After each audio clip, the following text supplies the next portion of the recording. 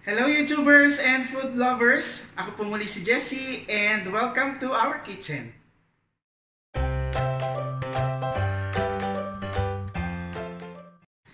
Ngayon, time out po muna tayo sa pagluluto ng kung ano-anong mga putahe, mga Pinoy foods. Soon magpa-post naman ako ng mga authentic food na hindi naman Filipino yung recipe para maiba naman. But this time, hindi na muna tayo magluluto. Pero ang gagawin natin is purely baking. Marami akong napanood na ganito sa YouTube parang sumikat siya sometime last year na parang halos lahat may mga sariling method ng paggawa ng recipe na to. So, ang gagawin po natin ngayon ay ang very famous na dream cake. Pero syempre, hindi ko rin to gagawin na ako lang mag-isa kasi I'm not an expert when it comes to baking. So, yung business partner ko, siya yung mag-guide sa atin kung paano gagawin yung version namin ng dream cake. So, special thank you para kay Christine Ryan. Tingnan nyo lang yung link. Nandito yung Instagram niya, andyan. Halika na nga dito. Pumasok na. Siya. Ako po yun. Ako ang taga-bake. Siya taga-luto ng ulam. Siya yung genius behind the dream cake na gagawin namin. Meron po siyang Instagram. Follow niya lang po, ayan, nakalink dyan, yung Instagram niya.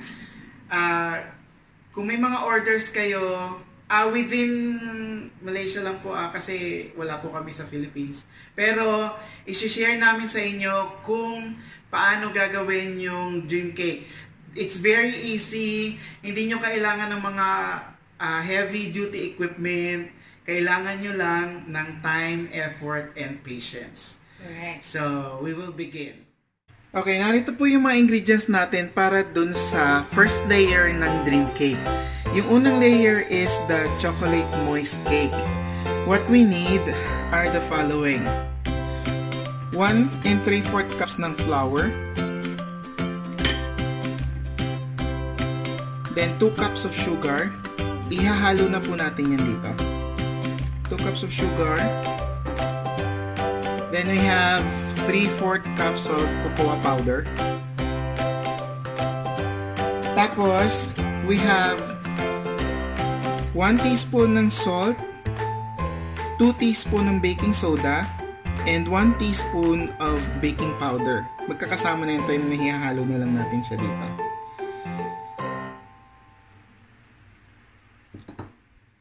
Okay, so, i-mix lang natin to ng ganito. But then after that, isi-sift natin siya or sasalain natin to ng 3 beses. So ito po yung result nung na-sift na or yung nasala natin ng 3 beses. Ang purpose naman kung bakit natin sinasala yan, para yung mga namumuong cocoa powder, yung mga namumuong mga flour, mag-incorporate sila all together para pag nilagay natin ng mga wet ingredients, even sila pare-parehas. Okay, for the wet ingredients naman, ito yung mga isusunod nating ilalagay. We have, for this measurement, ang idadagdag natin is 2 pieces ng eggs. So, ibubuhos na natin siya dito. Yan.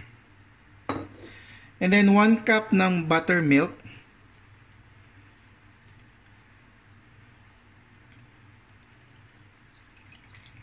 Yan, ilalagay na natin siya dyan. And then, we have 1/2 cup of vegetable oil. Bubusan natin din siya dito. And then, we have vanilla. Hindi na natin i-measure kung ano yung measurement ng vanilla. Tinatansya ko na lang yan talaga. So, yan. And then, we will mix them all together. Okay, so ito na po yung mixture niya. We will still add 1 more wet ingredients and that is yung hot coffee. Just a regular normal coffee ang ilalagay natin. make sure po ang nilalagay niyong coffee is hot kasi we need to make sure na yung egg na nilagay natin is mapiprecook na po siya bago natin isasalang. And then another purpose bakit natin nilalagay yung coffee is para ma-enhance yung flavor noong chocolate moist cake natin. Don't worry, the mixture may be runny, pero yung mixture is magiging moist pa rin kapag naluto siya. So, ilalagay na natin yung hot coffee. This again, the normal coffee na tinitimpla natin. Wala naman specific na coffee flavor kung ano man yung gusto nyo ilagay. So, ibubusan natin siya dyan. And the coffee is hot. Again, just make sure na mainit yung coffee natin para maging moist at saka maluto, ma-pre-cook na yung egg na nilagay natin. And itong mixture na ginawa natin, ang total yield nito na magagawa sa isang mixing natin is 6 sets of dream cake. And by the way, this is only for the first layer, which is the moist cake or the parang yung pinaka bread niya.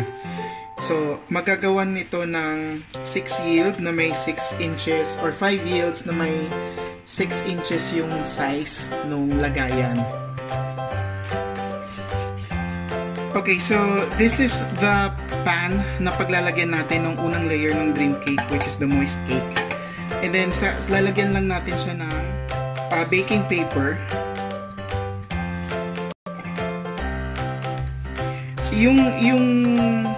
Yung pan natin, you don't need to put oil or any butter dun sa surface niya kasi yung moist cake itself, it has oils na, so hindi na natin siya kailangan pahiran ng oil itong surface ng pan kasi madali din naman siyang kumalas doon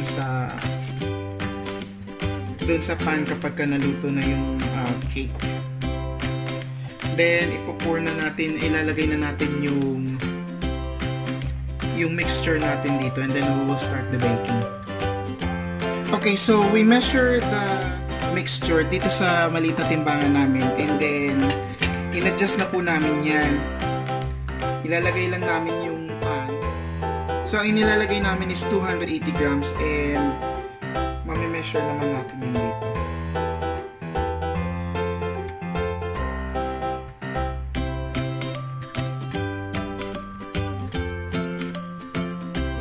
So 280 grams na po. Ito na po yung 5 yields na nagawa natin dun sa mixture, dun sa measurement ng mixture na paghalo-halo natin. And then we started preheating the oven, and then in a few isasalang na natin siya.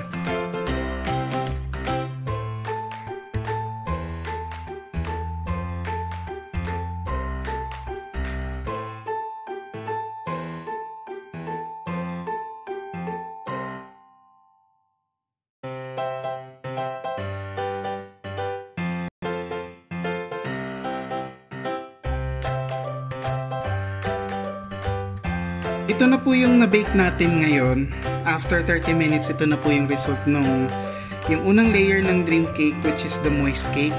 Palalamigin lang natin siya ng ilang minuto, and then ililipat natin siya dun sa first base na lagayan niya, which is ito, the 6 inches container. Dito na rin natin i-layer lahat.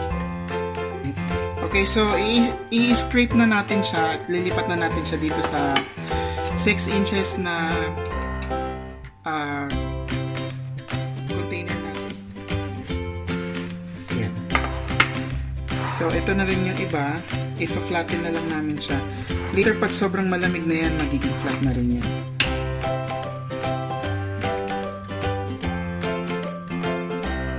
Ito naman yung second layer natin ng dream cake, which is yung chocolate ganache.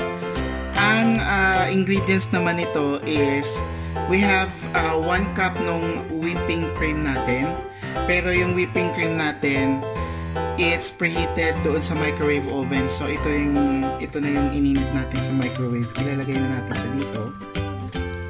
Yan, medyo umuusok pa yan. And then, 2 cups ng chocolate chips. Ito yung chocolate chips. Yung brand na ginagamit namin for the chocolate chips is ito. Kung may makita kayong ganito, this is the best option. Pero kung meron naman kayo ibang option ng chocolate chips, you can also find one. Pero ito dark chocolate chips po ang gamit namin. So 2 cups, since 1/4 cup itong gamit namin measuring cup, we will put 8 cups of this. 1,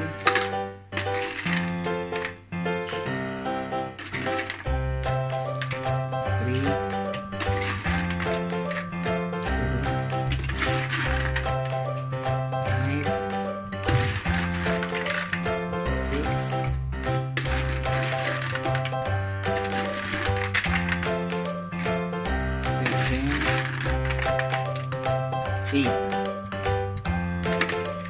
Yan. Okay, so yan. So, pag i-level lang natin to para mabasa sila lahat. As you can see, nalulusaw talaga siya dahil dun sa init ng whipping cream. We'll cover it. Babalikan natin siya after 5 minutes. Okay, so tapos na yung 5 minutes natin. Ihahaluin na natin tong chocolate at saka yung whipping cream.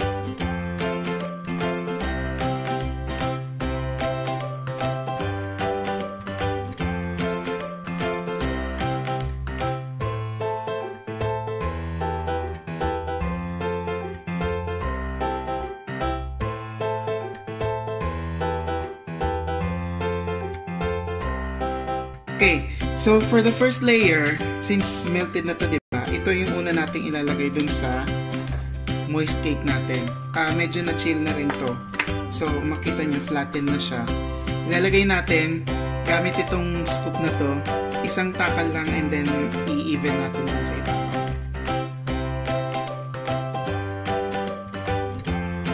Yan, so ito yung second layer ng dream cake. I-chill naman natin siya sa fridge ulit ng mga few minutes kasi kailangan natin patigasin yung ganache bago natin ilagay yung third layer, which is the choco mousse. Okay, so ito naman yung next na set ng layer natin for the dream cake. Ito yung chocolate mousse. So madali lang naman gagawin to kasi i-incorporate lang natin siya sa pan. Parang lulutuin lang natin siya. So first, ang ilalagay natin is yung 1 liter ng milk. This is a full cream milk. Yan. Ilalagay lang natin siya dito.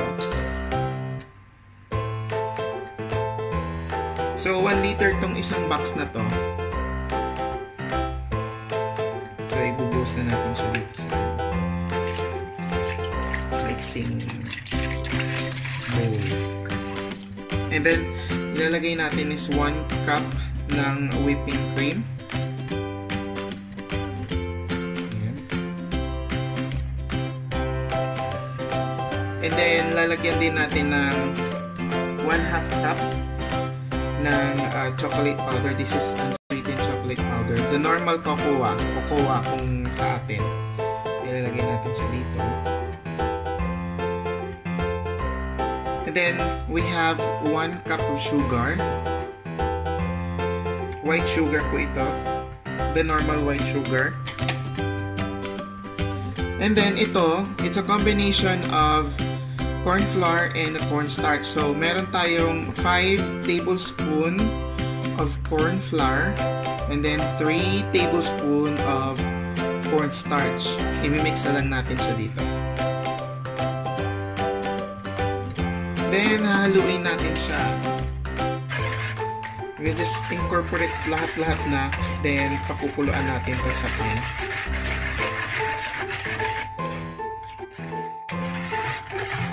Lastly, may ilalagay pa tayo na isa. Ito yung i-add natin itong 1.5 cup of dark chocolate chips. Pero, ilalagay natin ito muna later doon sa pan na. Kapag na-mix na natin to lahat sa pan, napakuluan na natin to, saka natin ilalagay yung chocolate chips. And we'll make sure na nabasa lahat ng itong mixture natin bago natin ito pakukuluin. Kasi pagka may mga buo-buo siya, mahirap yan lusawin doon sa mixture or doon sa pan. And then, since yung atin kasing whipping cream, medyo malamig. So, may tendency talaga na hindi siya nalulusaw. So, before natin to salain before natin to isalang doon sa pan, sasalain natin to doon sa paglulutuan niya para yung mga nabuo masala natin.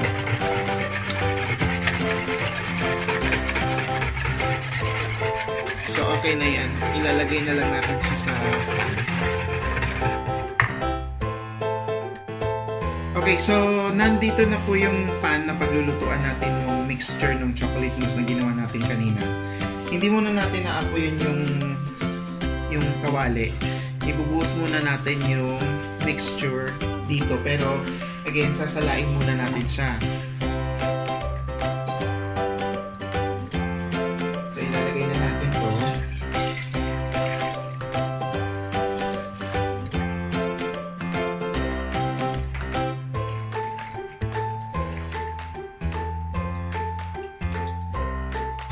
Then, aapoyan na natin ito.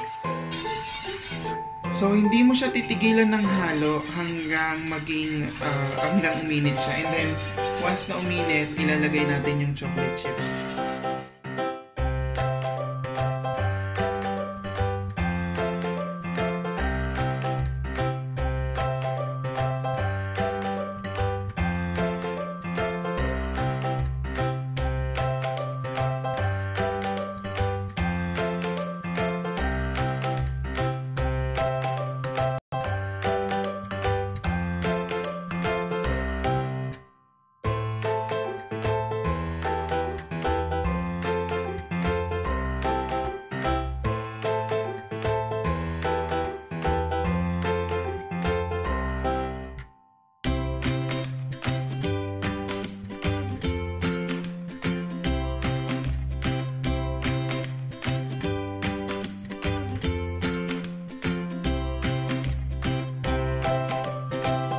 Bago nyo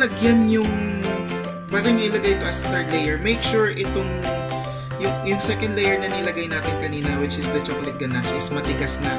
Kasi ang goal natin dito is magkaroon sila ng layering para hindi sila mag-blend lahat-lahat. So, yun.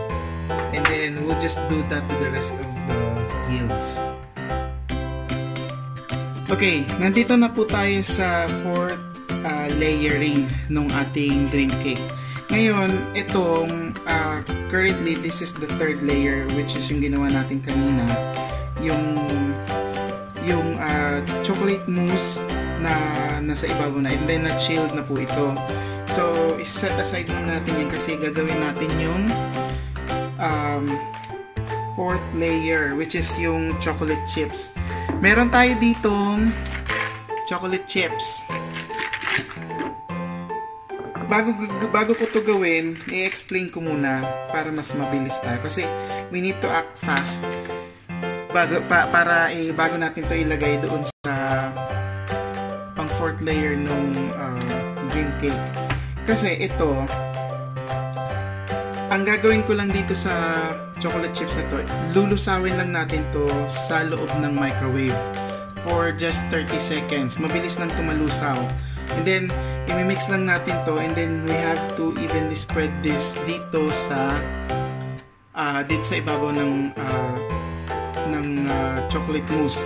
Now, we need to do it fast kasi mabilis din tumigas uli itong chocolate chips once na melt na natin.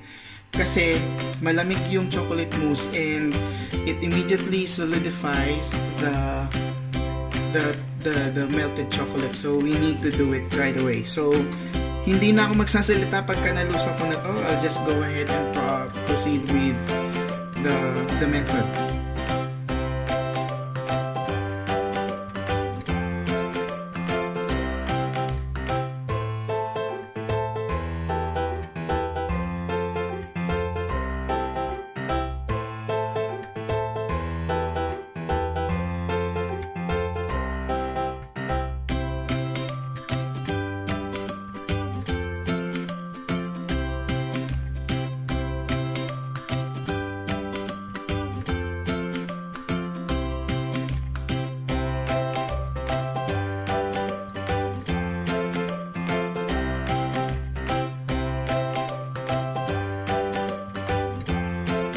this is the fourth layer nung dream cake. Itong matigas na part na to, it locks up all of the layers doon sa ilalim ng dream cake. Kaya yun yung finale natin. Pero meron pa tayong ilalagay dito as the fifth layer. Yun na lang yung cocoa powder. Okay, we're on the final stage now. So makikita nyo dito, this is the chocolate powder or simply the cocoa powder. Ito na yung gagamitin natin na fifth layer doon sa ating dream cake. Yung method na gagawin natin is what we call dusting. Alam nyo, hindi design ang ginagawa natin sa ibabaw na ito din sa dream cake natin. Kasi may purpose kung bakit natin nilalagay ang cocoa powder sa ibabaw. Kasi yung cocoa powder, it acts as to make the sweetness balance. Kasi di ba lahat ng layers na nilagay natin, they're all sweet. So yung cocoa powder, siya yung magbabalance lahat ng sweetness para hindi nakakaumay kapag kakainin natin siya. So we'll start the dusting na. You just have to strain it. Okay lang yan kahit maging messy yung ibabaw.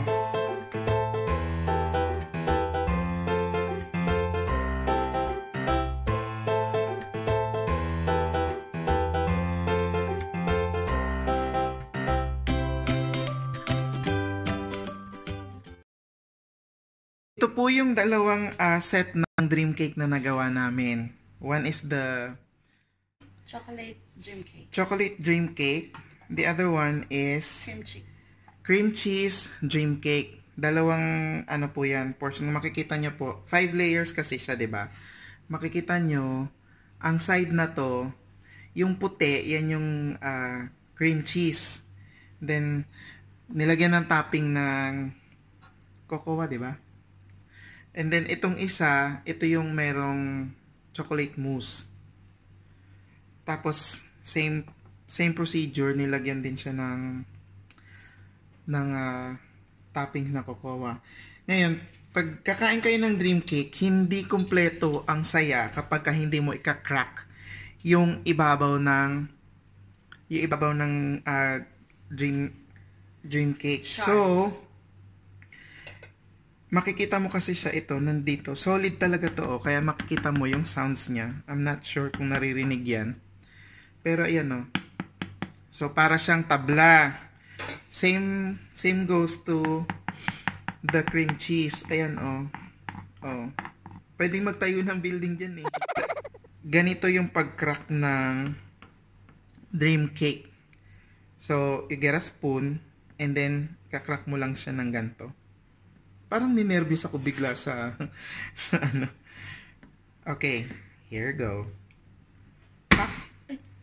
Ganyan. And then makikita mo, medyo yan na siya Para siyang iceberg na nabasag. So ikakrack mo lang siya ng ganyan. And then, ayan na. You will see what's inside. There. Ayan solid po talaga yung niyan. Yung melted chocolate. This is dark chocolate. You can use berries, pero may mga kakilala ako na gumagamit ng Hershey. So, social sila kasi medyo mahal yun. Pero yung dark chocolate ng berries, it's just fine. So, ayan. We can also do that. Nanginayang ako dito sa isa, kaya later na namin to ikakrack. Pero masarap talaga to kasi we've been selling this for quite some time. And ayan po ang laman. Teka, tatanggalin ko muna tong side na to. Yan po ang laman ng dream cake. Look at that. Cream cheese dream cake. Sabi ko kanina nanghihinayang akong basagin, pero sabi ni Madam, i-crack na daw natin. So, ito na. Nanghihinayang talaga ako. Ito na. Pak! Ay, ang ganda. Ang creamy na ito. Same lang din naman. Parang yung pangatlong layer niya lang talaga is cream cheese. Ayan po. So, ayan. Ito talaga mukhang ice cream.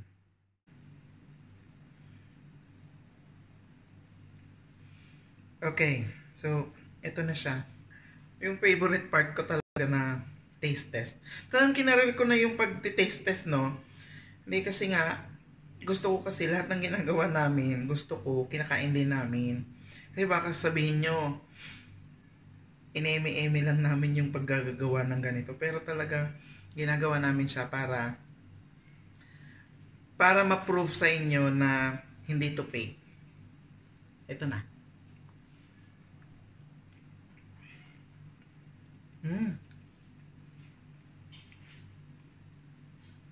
Na masyadong makasalanan. Sarap. Ayan siya, mukha siyang ano po. Ay, tanggalin ko yung matigas na part.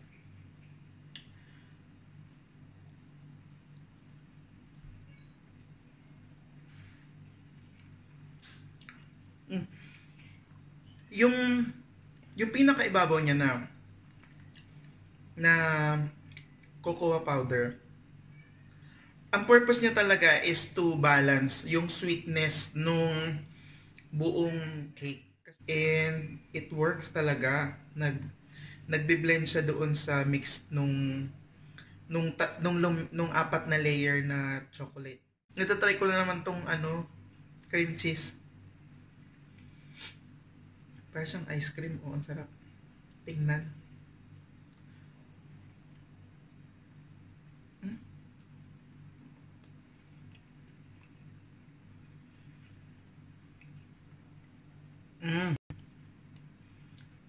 Ang perfect ng cream cheese kasi yung cream cheese hindi siya masyadong matamis, and then siya yung panlaban naman, pang-top dun sa cocoa powder, siya yung pang-balance din dun sa tatlo pang layer, dalawang layer, tama ba? O tatlong layer, kaya hindi siya, walang umay. Besides, ito naman, hindi mo ito mauubos ng isang upuan lang. Mauubos to ng siguro isang linggo. Ayan po, makikita ninyo, oh. Let me pan this.